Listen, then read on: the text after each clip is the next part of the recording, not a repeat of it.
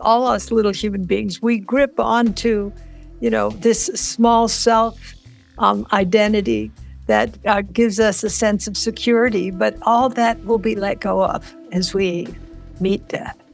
And certainly if we let go into authentic love.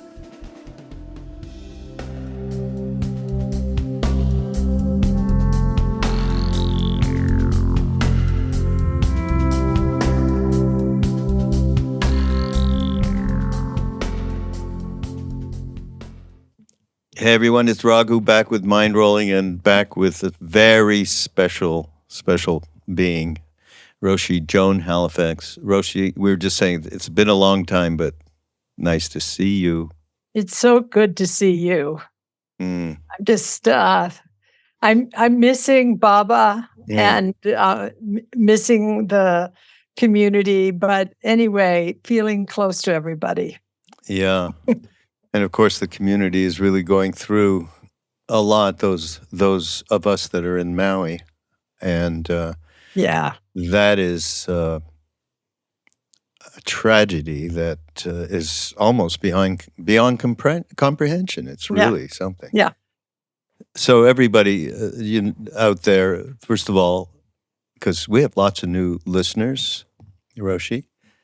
Roshi is a long time close friend of Ram Dass and knew him in his Richard days, I believe, right? That is the case. Yeah, that's before my time. And you're a young guy. Catching up. But Roshi was very close to Ram Dass over all these decades, really. And they did so many different things, so much work together. And I had the delight in the times that Ram Dass was in Maui, Roshi would come over and visit Ram Dass, and some of those times I was there, and we managed to actually really get to know each other a lot better, hanging out in Ram Dass's house, where you used to say, I came for my heart transplant every year. Right. In January. That's right. Oh, yeah, boy. So true. So true. And then, we had such an amusing relationship. I think it was, filled with affection and mischief. And I say this every time you and I do this interview thing, Raghu. I just say, I'd always propose. So, we really should get married, RD. Like this. And, in our last visit, he proposed to me. And I went, really? No, please spare me. Yeah. Yeah, I tell you, what a doll, what a treasure, what a magic person. And I just, we miss him. Yeah. And kind of like Ty says, a cloud never dies. Thich Nhat Hanh says, cloud never dies. He lives with all of us, in a way that is remarkable. Yeah. No, absolutely. But some of the fun, though, let's recount some of that fun. For me, it was when he would be sitting up there with you, and maybe I was there, maybe not, but there was always that moment of him saying something in reference to soul or soul land. Right. And then he'd kind of peek over at you and like, I'm so sorry I've said that blasphemous comment. I know. And everybody would laugh. Yeah. I know. We decades. We had this conversation about soul, and I would be just, oh my Buddha. This thing of, this separate entity that sort of floats out and, goes to heaven kind of thing. But, in one of my books, I gave a different interpretation of soul. And, it really has to do with the depth of character, this kind of, when I used to hear Bessie Jones singing, boy, she had soul. And that's the kind of soul that, I could relate to. I could never relate to the entity. The Menchie kind of part, one would say. Yeah, that's right. Yeah. But isn't it true that, and this, we've gone through this as well, isn't it true that there's just a lot of different nomenclature, right? Yeah. ways for people to feel comfortable, but how to, talk about the ineffable.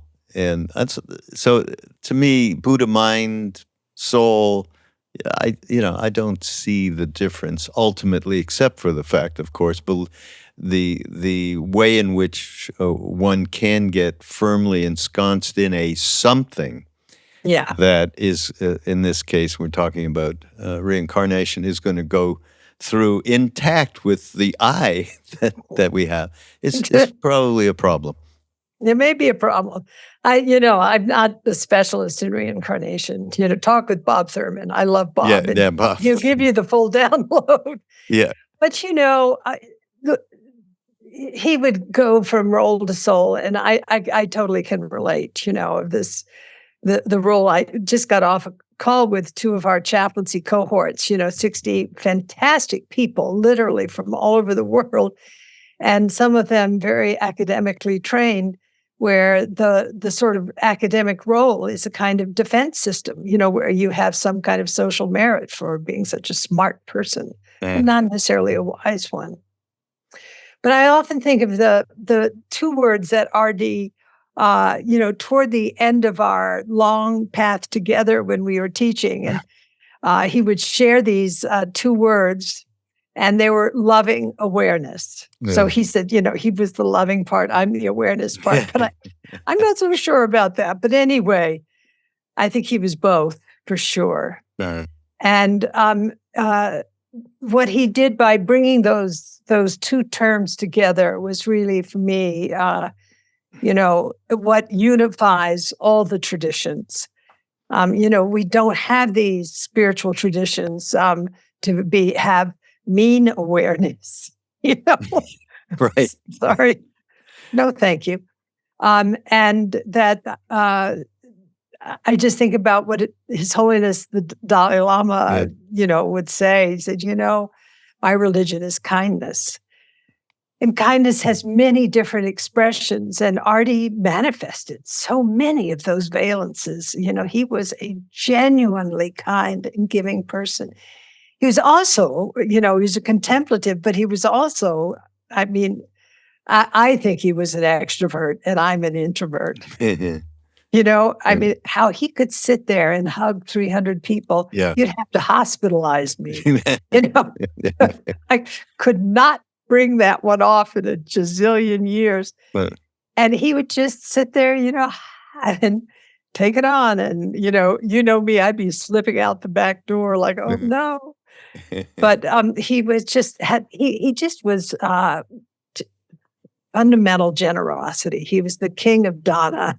Yeah, fundamental generosity. And, Duncan Trussell, and Duncan and I have been working on a audiobook, actually, from the movie of me to the movie of we. Basically, Krishnadasa's coined expression. You wake up in the morning and you're the producer, director, lead, supporting cast, and you're the critic too.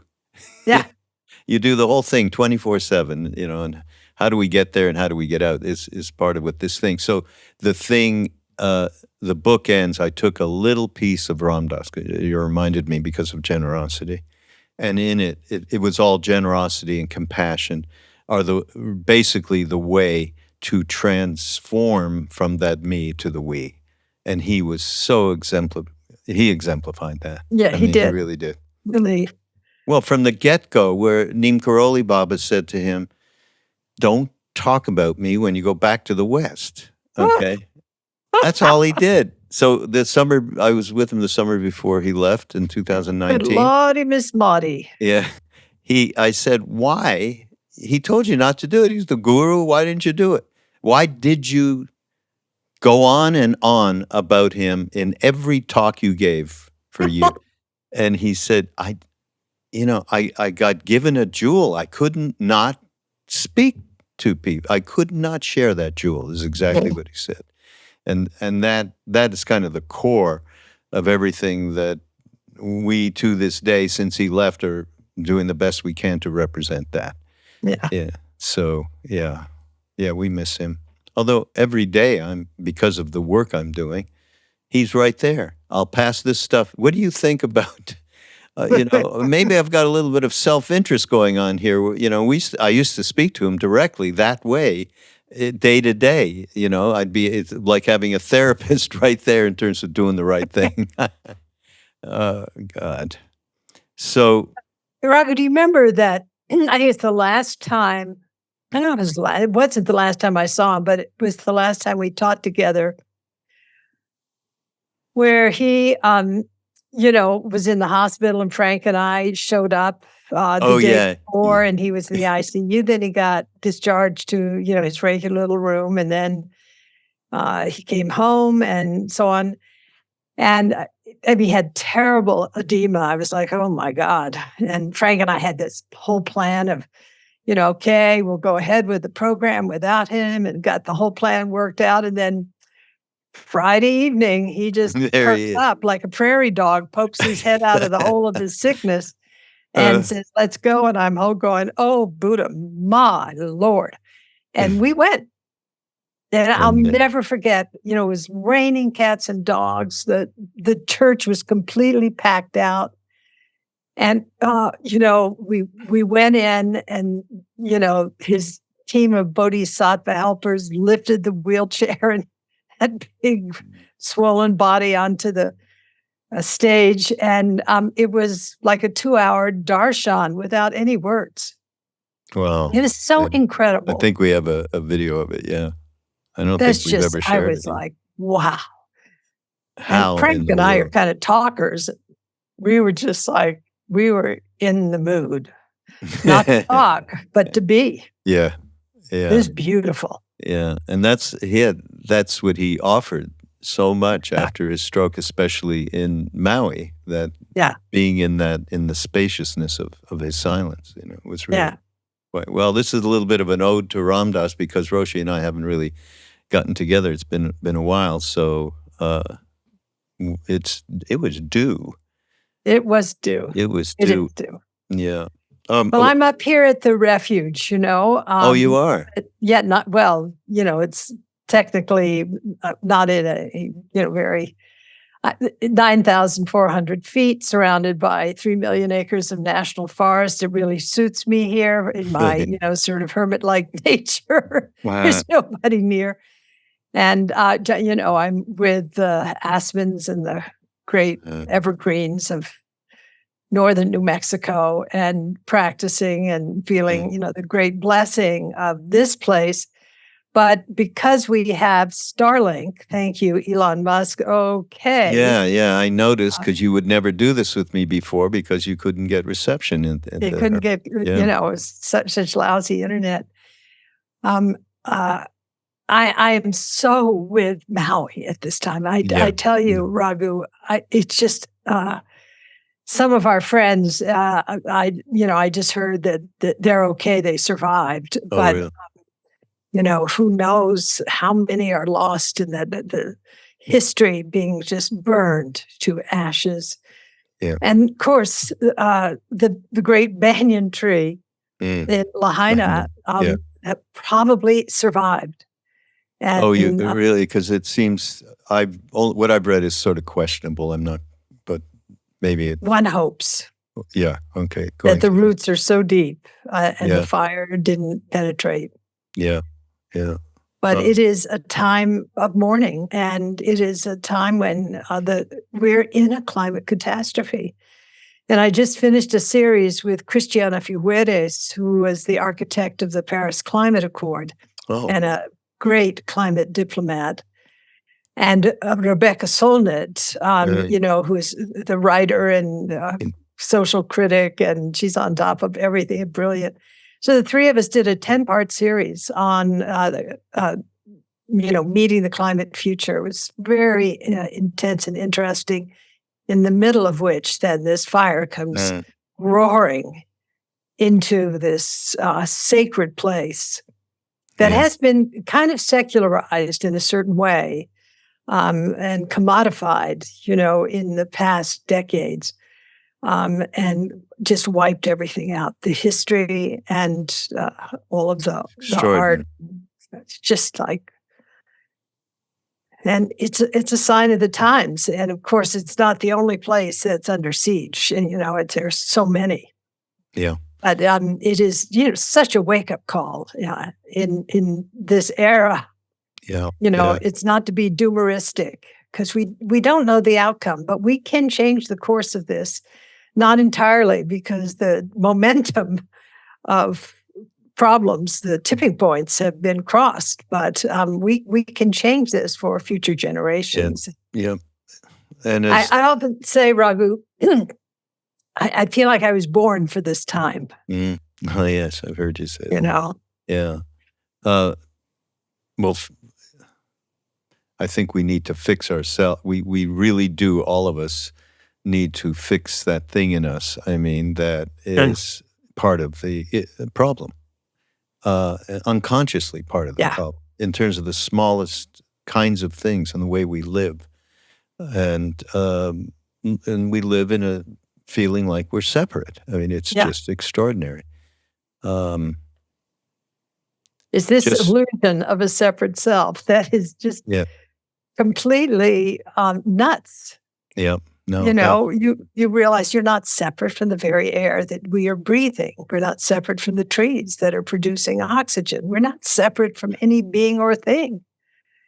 And, I think we're getting the picture, but in a weird sort of way. I think the pandemic was this enormous wake-up call in terms of cause and effect, karmic conditions, and the globalization of a virus where, millions of people lost their lives, and where the politics associated with those countries who were in charge of, vaccines and so on, just making it a real case in point that we have to share. We have to practice, Donna. We have to practice fundamental generosity. We can't hoard and think that we'll just survive by, being in the top 1% or 10%. Yeah. Whether it's vaccines or money or what. Yeah. Of course, I'm an anti-capitalist. So. Yeah, right. But still, that's all being written, living technicolor now.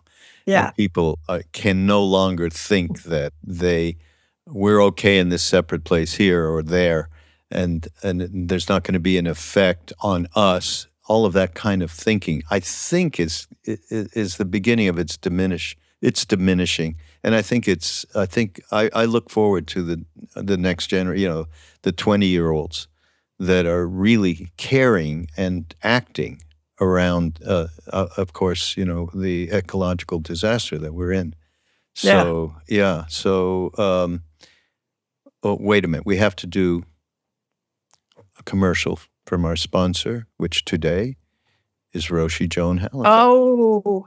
Look at this fantastic thing. I can't believe, I love the brush painting that's in here. It's just phenomenal. It's a contemplative card deck. And you can open it up and just pick any card, and that can be your intention and contemplation for the day. Oh, here's the one I picked, all right? Connecting with the earth. How about that? Sitting comfortably. So they're really cool, very short meditations. Sitting comfortably. Let your attention rest lightly on your breath and your body. Now sense into your connection with the earth. Invite the stability of the earth into your body, your heart, and your mind. Experience the strength of your connection with the earth. I did not plan that. I swear I just picked that out. Okay? So this is a wonderful deck, everybody, and it's available. We'll have it in the show notes. Oh, show it again. Okay. It makes me happy to see it. Isn't it? It's beautifully done by Shambhala, the publisher. It's really, really wonderful. Raghu, when I moved up here to the refuge during the pandemic because we were in complete lockdown at Upaya, and I just picked up the calligraphy brush and I did literally thousands of calligraphies. And it was, a practice for me. And also because of, being able to be online, I interacted with people from all over the world who were really, they were in isolation too. And I realized that it was important for many people to have access to these micro meditations. It's like micro dosing Yeah. practice. Yeah. And so, over a few years, I would just write out these short meditations, and then Shambhala produced them. It's a wonderful object. Actually, they produced with.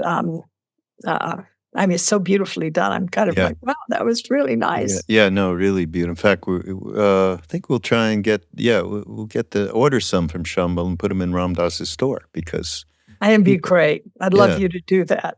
yeah, we Yeah, will. actually, it's gone really well. People Yeah, love this practice. They're using them in all kinds of different ways, including, in hospitals where, Mm. nurses will actually pull a card and then lead, in a team meeting, a micro meditation. Really? Yeah. Oh, that's so cool. And I'll be doing that in Japan in September with people. So Oh, really? yeah, it's really, really. Did you ever record them? I hate to get into it, like. I didn't. And I actually thought about doing it, but I've been, with the chaplaincy training and everything else going on, I haven't had time to do it. Mm. But maybe I'll do it. Yeah, we'll help you in any way, whatever you want. We have an app now. The Ram Dass Be Here Now app has microdose little snippets of Ram Dass either saying something, a video of him, or a text, and microdose with Ram Dass. It's called. So this would fit in so perfectly. Oh boy! So just in talking about all the kind of suffering that is going on, particularly in Maui, and everybody, whenever this podcast comes out, if you listen to it at a later time, this is right in the middle of it. It's a week old at a week and a day or two, what's going on there. And so, I looked back, actually, Roshi, into a book of yours that I really love, Being with Dying, that book. Yeah. And just let me read something. You can comment on it. As someone who works with dying people, I used to feel a little apologetic about being Buddhist, concerned that my practice might seem sectarian and inappropriate. But over the years, I've seen how much the teachings of the Buddha have helped the living and the dying of every faith, and my reservations have dissolved. It's crucial that we Westerners discover a vision of death that valorizes life. The encounter between East and West has unwrapped the gifts of love and death, and now we can see that they are two sides of the coin of life. Talk about love and death and being the two sides of the coin of life, because it creates a fearful atmosphere even to hear that. Yeah. Well, there's a quote that's attributed to Rilke. I don't know if it, in fact, is Rilke's words, but I heard it many, many years ago, and then I've shared it many, many times. Now it's attributed to Rilke, but I haven't found the source. Maybe someone can. And the quote goes, "Love and death are the great gifts that are given to us. Mostly they are passed on unopened." I absolutely. I just saw it, and it said Rilke. Okay, from wherever I got it from. So yeah. Yeah, I'm afraid I might be responsible for that misattribution, but nonetheless, it's one of those things that has been, I think it was R.D.'s path. It's certainly my beloved Frank Ostaseski, with whom I teach so often, myself, the relationship between love and death. And it really is about surrender. It's completely about letting go into the vastness. It's about being fundamentally uncontrived, not separate in this experience of boundlessness. And we grip, in the West, but, all us little human beings, we grip onto, this small self identity that gives us a sense of security, but all that will be let go of as we meet death. And certainly if we let go into authentic love. And I just, this book was written really inspired by those words, whoever, uttered them, great blessing. But it also is about a path, a path where love and death, as I said, are two sides of the same coin of life. And, Plato wrote that the bedrock of the spiritual life, he didn't say it was love, he said it was the contemplation of our mortality, which is, I think, when we come to the realization of fundamental impermanence, which is exactly what the Stoics and what the Buddha taught, the truth of impermanence, of uncertainty, of the changeability of everything, unpredictable. We think that the brain is this predictive organ. We're chat GBT, and these large language models. We're back into this sort of predictive mode, and life ain't like that. Reality is not like that. And I think we're in a completely phenomenal era where, for example, the discussions around AI are challenging our view of what is true. And, absolutely, you can build this kind of constructed pseudo-reality, what's called, the AI process. Someone used the term stochastic parroting, but also parody. That's another way to put it. Yeah. And you realize that actually our very perceptions are constructed, just as AI is constructed out of our views and our values and our misapprehensions. So, it's garbage in, garbage out. So wisdom in, hopefully, sometimes wisdom out. Who knows? Yeah. And, one of the things that Bernie Glassman, who RD loved, and Bernie sure loved RD. Yeah. He really, Bernie, who was a really smart guy, he valued not knowing. He really. I love that. I always love that whenever he used to say no. Our social merit is based on how much we know. Yeah. Hey, excuse me. Actually, all of that knowingness separates us and each other from who we really are. So, this practice of not knowing, and in the koan it says not knowing. Well, the whole thing is of the three bodies of the Buddha, a monk asked this great Zen master, which one does not fall into categories?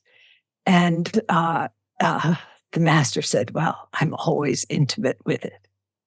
It's a direct connection with just this moment, the present moment, as it is.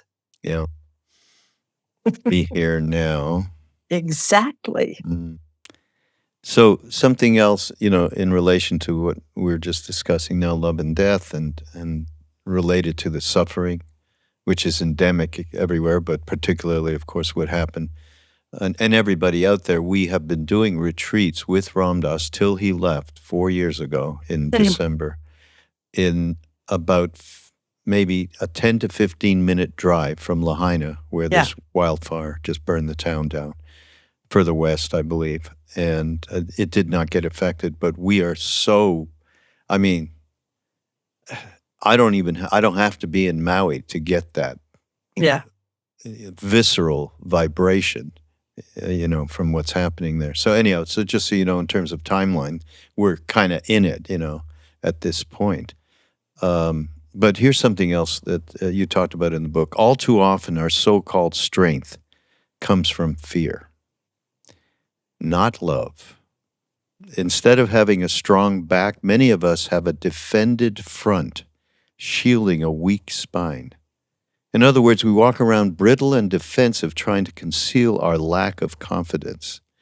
If we strengthen our backs, metaphorically speaking, and develop a spine that's flexible but sturdy, then we can risk having a front that's soft and open, representing choiceless compassion. The place in your body where these two meet, strong back and soft front, is the brave, tender ground in which to root our caring deeply when we begin the process of being with dying. And I would, the other thing I just want to, I always mention this because there's practice involved here. I mean, you talk in the book a lot, and I want you to talk more about mindfulness and the importance of it, and not the ubiquitous term that allows stockbrokers to, make better trades, which happens as well. But just the reality that you don't wait until you're, in your 70s or something to start doing the practice of connecting with that love and death, right? Can you talk about that? Oh, yeah, that is so important, Raghu. In sitting with dying people for so many years and having people say, give me the mindfulness pills so I can have a conscious dying and death. It's like, no, it doesn't exactly work that way. Usually, it's a lifetime endeavor. And yet there are people who've not done one jot of practice who just have it. They just go right in it. They're right in it. And there are people who've just, been grinding away at the Dharma and just lose it. So, it's not the magic formula, but by any means. But I know just our good friend Wes Nisker, who just recently died, and his ex-wife is in our community and saw him just a few days before he slipped away. And his whole life, in a certain way, was practice, and it showed up even as he lost his normal cognitive capacity, but moved into another kind of state of being, and that being was surrender, and also joy. So, it really comes in knowing Wes to the extent that I did, not in any way close to, my relationship with Ram Dass, but, how, he was a dedicated practitioner, and he had this sort of metacognitive perspective that allowed him to, brilliantly cause us to just laugh hysterically in a liberating way at the absurdity of our human stupidity. Yeah. Oh, yeah. He had that gift. Yeah, for sure. Yeah. Do not take yourself too seriously was exactly was what we got from Wes. Yeah. Nisker, I knew him, way back on the radio because he was on the radio in the late 60s, early 70s. Yeah. Where I was as well. But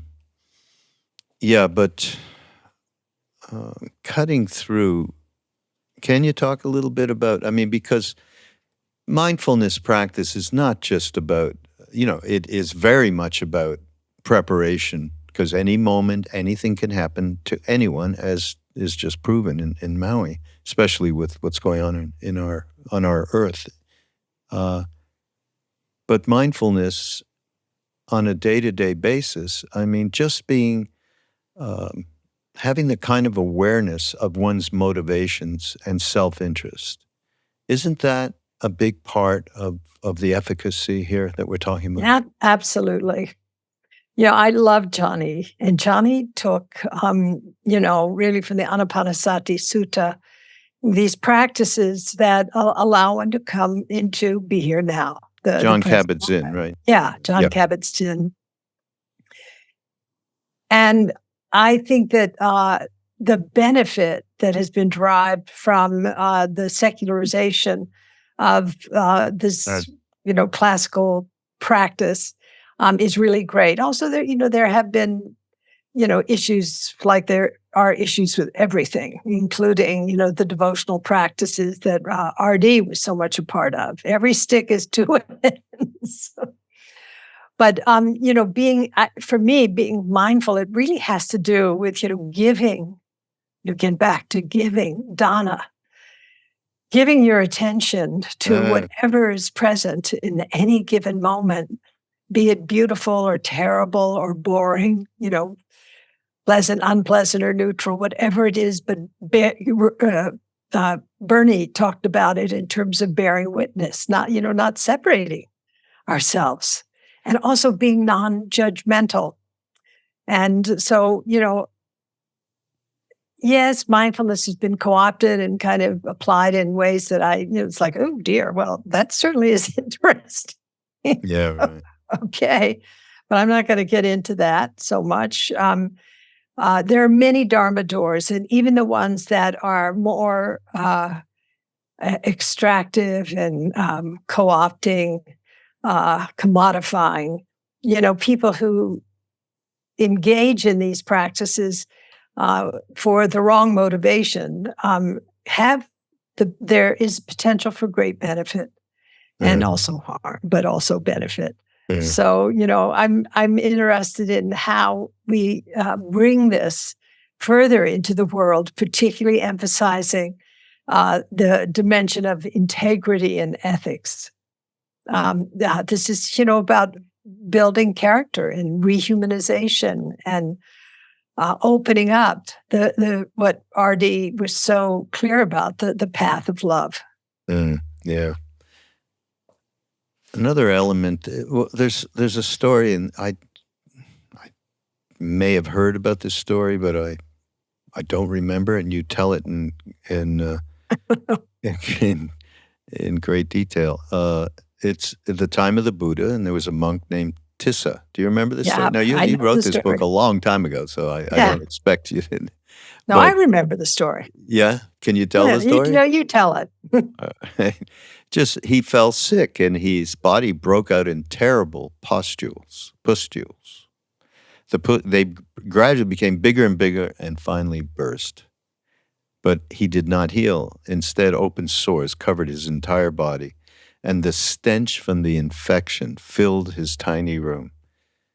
And I don't think there's anyone out there that hasn't. I mean, if you've had, elderly parents or grandparents or something, eventually something happens. It could be as simple as, a person needs to wear a diaper, and there is a smell that is, our natural inclination is to go like that, inside ourselves, if not outside. Anyhow, Buddha, he visited the monastery, he heard about Tissa, and he heard he'd been abandoned by fellow monks who were repulsed by the sight and smell of his sick body. And when Buddha came to Tissa's hut, he opened the door and saw him lying in filth, his stinking robe sticking to the oozing sores.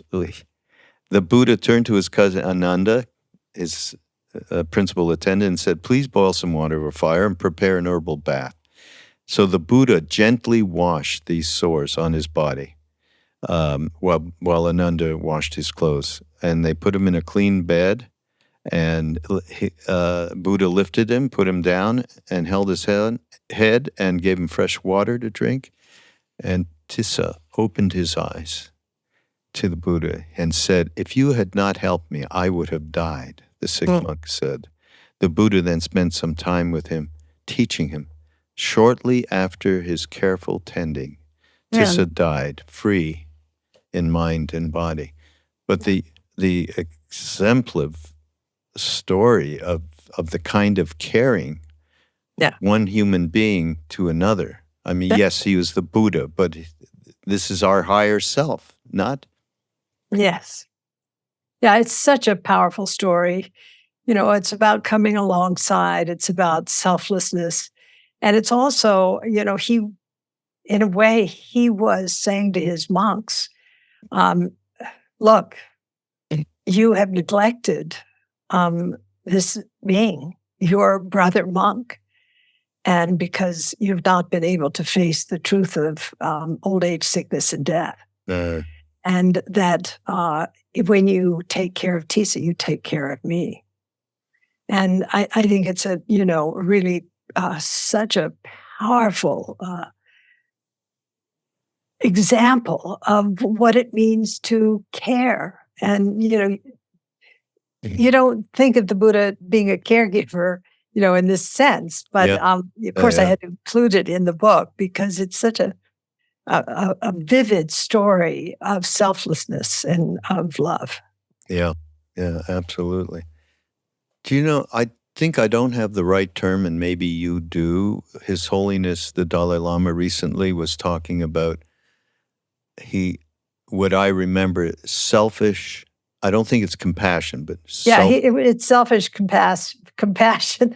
It And I is. remember I did this series of meditations for a Dan Harris Yes, right. That's where I got program it. with Ram Dass, with Dalai Lama, Richie Davidson, and myself. And Dan was interviewing me, and he said, "Well, now what do you think of selfish compassion?" And I was like, "Oh, wow." That's a term that's a little hard for me to deal with, but I can kind of dig it. In other words, really, compassion benefits those who receive it. It inspires those who witness it. It inspires them to be compassionate. So it's kind of viral. But also, there's so much evidence that compassion benefits those who actualize it. And I've done, a lot of writing on this, including in my last book, Standing at the Edge. Yeah. Yeah, we talked about it. Where, I opened this whole sort of treasure house of compassion. So, I could understand the term, but it could be, also misapplied. And I was like, oh, well, that's kind of interesting, but I can dig it, and it makes sense. And it's kind of gets your attention, and it's very Dalai Lama. Yeah. Yeah. Yeah, no, I loved it because, taken in a much more simple sense, shall we say, you're walking across the street and you get to the other side, but before you get there, somebody starts to walk, maybe an elderly person, and they fall. Yeah. Or they drop some groceries. So your instant, I would say for most of us, instant response is to go help them. And as soon as you do that, you are not thinking about yourself. Yeah. In that moment, in that entire sequence. Yeah. You are gone. It's like, I often say, when I first met Ram Dass, he set up a zone, shall we say. There was no Richard, there was no Ram Dass. It was how can I serve you? He was able to do that, and he did that for his entire life, especially after the stroke and he was in Maui. But it's that impulse creates a situation where you are no longer this self-interested, moment-to-moment being. Right. That selfish compassion. I loved it. Yeah. Yeah, it's a very catchy phrase. Yeah, really. And it's true. So it's very Dalai Lama. Yeah. Yeah. Well, you in the book, you talk about the vow of the Bodhisattva, and it can be a skillful strategy helping us to move away from our self-centeredness. Yeah. Similar kind of a thing. Exactly. Right? No, that's the deal. And, the Mahayana tradition is, in part, this brilliant deconstruction of the small self.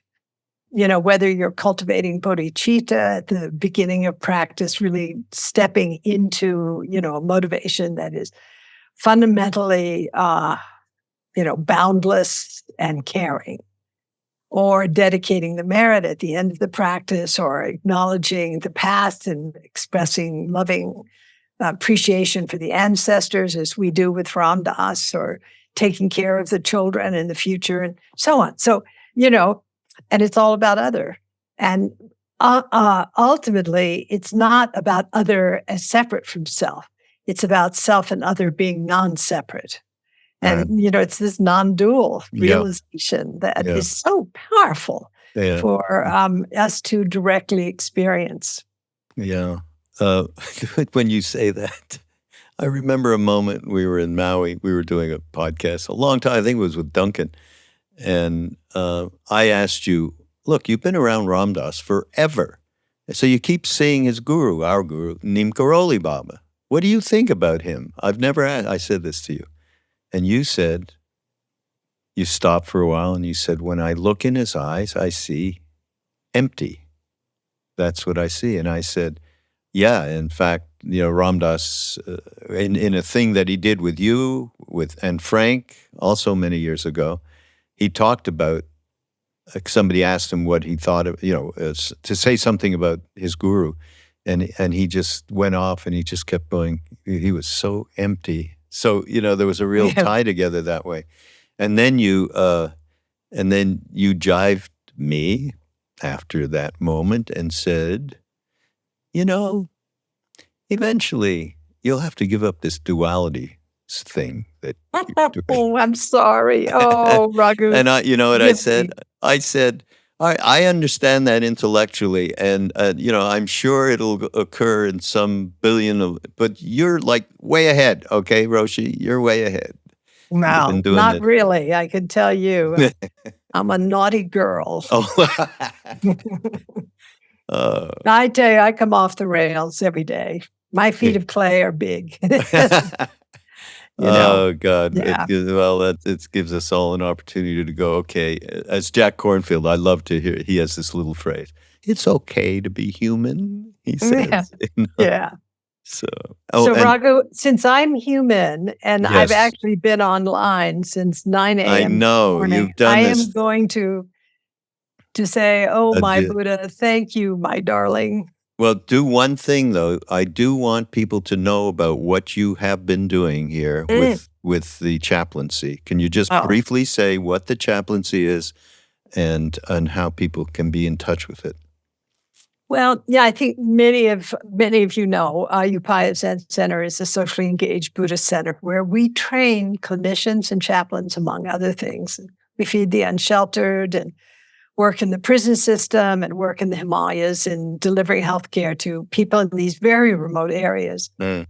And the training program we're in right now, that's why I've been online all day with just this phenomenal group of people from all over the world, about 60 people in the training program, is a 2-year, very intensive training program in Buddhist chaplaincy. And our director, Mary Remington, is head of a big chaplaincy department of a big hospital in New York. And she is such a bodhisattva. Oh my God, she's in the work up to her eyeballs.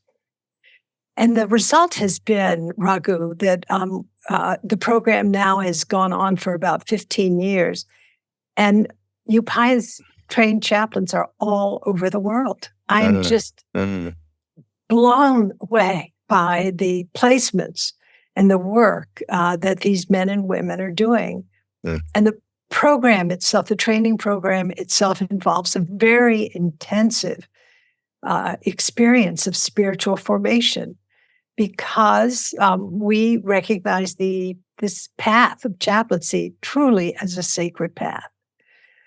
And yet it's not sappy, if you know what I'm saying. No, not at all. I actually know one of your people who's close to me. Is actually on part of Love Serve Remember, and she. Oh yes, I'll be up at 5 this morning. I mean, right, exactly. Yeah. So that's terrific. it's a great training program, and also the clinician training program, Being with Dying, is really amazing, and the Grace training program in Compassion is just an extraordinary process. So. Yeah.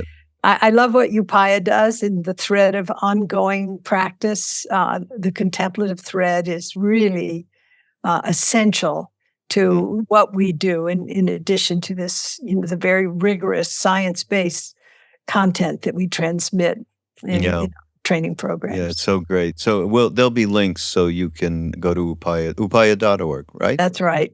Yeah. And we'll have all of that. Oh, wait, you can't go. I got to read one thing because can't forget. Okay. Look, this comes from Fire. The 4 elements comprise the deck, meeting the boundless heart. And this I did pick out, although it completely is connected to everything we've been talking about. It's called On Unselfishness. Recall that all beings and things are interconnected, including friend and enemy, forest and city, you and the air you breathe. On your next breath, consider the futility of self-centeredness. Feel this in your body. Next, bring someone to mind and heart whom you wish to be free of suffering. Let your wish for this person help strengthen your aspiration to serve others.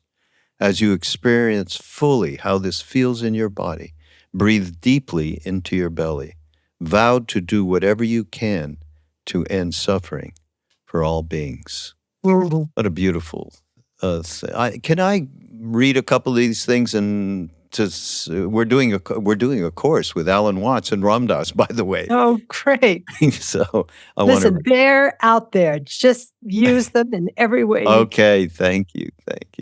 Everybody, So this is great to wonderful. see Roshi. This is Mindrolling on Be Here Now Network. We shall see you next week. And again, thank you so much.